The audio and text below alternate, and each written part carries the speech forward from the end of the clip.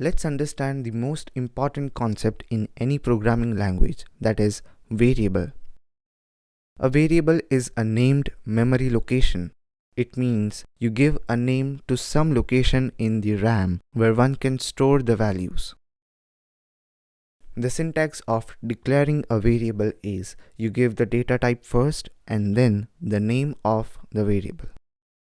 For example, if I say int num, this means that int is the data type and num is the variable name. This also means that the variable num can store only integer values. Let's see this practically. In this code, I'll declare the variable int num and let me give the value to num, for example 11. Now let's try to display the value of num.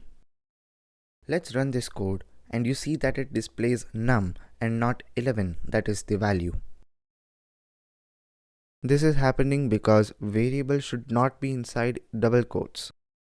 Here we want to refer the value of it, so I'll remove these double quotes and run it again, and now you see that it displays 11. Here in the output you also see that immediately after 11 there is a message. If I want to bring it to a new line for a clear view of output, I can insert a line by using the end line, that is ENDL keyword.